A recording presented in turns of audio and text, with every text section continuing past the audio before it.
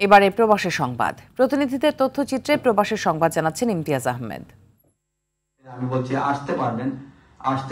আগামী 21 সেপ্টেম্বর পবিত্র ঈদে মিলাদুন্নবী আয়োজন উপলক্ষে যুক্তরাষ্ট্রের মিশিগানে সংবাদ সম্মেলনের আয়োজন করেছে সুন্নি অ্যালায়েন্স অফ নর্থ আমেরিকা সানা।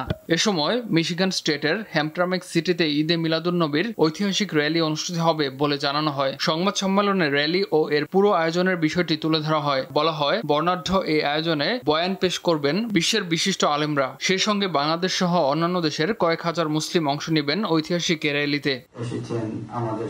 কাতারের দোহায় অনুষ্ঠিত হয়েছে শ্রম অধিকার সচেতনতা ও হিট স্ট্রেস ক্যাম্পেইনের সমাপনী অনুষ্ঠান।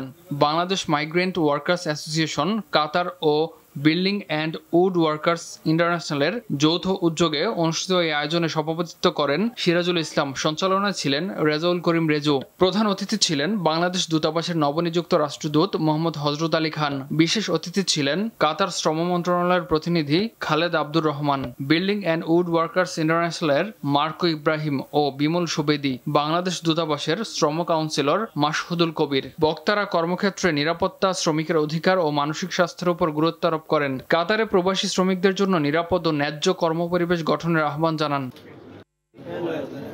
বাংলাদেশ জাতীয়তাবাদী কৃষক দলের সাধারণ সম্পাদক শহীদুর রহমান বাবুলের সৌদি আরব আগমন উপলক্ষে সংবর্ধনা ও আলোচনা সভার আয়োজন করেছে বৃহত্তর ফরিদপুর জাতীয়তাবাদী ঐক্য পরিষদ। আব্দুস সুবহানের সভাপতিত্বে আওলাদ হাসান ও রেজাউল আমজাদের যৌথ সঞ্চালনায় প্রধান বক্তা ছিলেন আব্দুল মান্নান। বিশেষ অতিথি ছিলেন আলমগীর কবির, মীর মনিরুজ্জামান তপন, কাফায়েতুল্লাহ চৌধুরী কিসমত সহ অনেকে। প্রবাসীদের সেবা বৃদ্ধি সহ যেকোনো সমস্যার দ্রুত সমাধানই কনসুলেটের প্রধান লক্ষ্য। সৌদি আরব পশ্চিমাঞ্চল বাংলাদেশ রিপোর্টার্স অ্যাসোসিয়েশনের সাংবাদিকদের সঙ্গে মত বিনিময়কালে একথা জানান জেদ্দার নবনিযুক্ত কনসাল জেনারেল শাখাওয়াত হোসাইন। এ সময় ব্যাংকিং চ্যানেলে টাকা পাঠানো সহ দেশের উন্নয়ন ও পর্যটন খাতকে তুলে ধরার জন্য সাংবাদিকদের প্রতি আহ্বান জানান তিনি। সৌদি আরবের সঙ্গে বাংলাদেশের বিদ্যমান সুন্দর সম্পর্ক যেন নষ্ট না হয় সে বিষয়েও খেয়াল রাখার আহ্বান জানান consul general.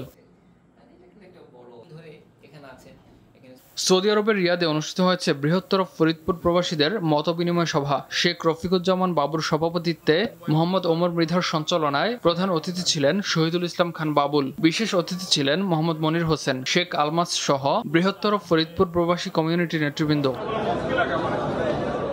Investor Syed Farhadur রহমানকে ব্যবসায় এগিয়ে যাওয়ার কথা বললেন জেদ্দায় নিযুক্ত বাংলাদেশ কনসুলেটের কমার্শিয়াল কাউন্সিলর সৈয়দা নাহিদা হাবিবা। জেদ্দার সুক গুরাপে আল সোরর শাখা উদ্বোধন অনুষ্ঠানে এসব কথা বলেন তিনি। এ সময় উপস্থিত ছিলেন প্রতিষ্ঠানের চেয়ারম্যান সৈয়দ ফরহাদুর রহমান। প্রধান অতিথি ছিলেন বাংলাদেশ কনসুলেট জেনারেলের কমার্শিয়াল কাউন্সিলর সৈয়দা নাহিদা হাবিবা। আর উপস্থিত ছিলেন বিজনেস ফোরামের সভাপতি আব্দুর রহমান, গার্মেন্টস ফোরামের সভাপতি রেজাউল করিম টিপু, বাংলাদেশ সৌদি আরব ইনভেস্ট অ্যাসোসিয়েশনের যুগ্ম আহ্বায়ক কবির হোসেন সরকার সহ অনেকে।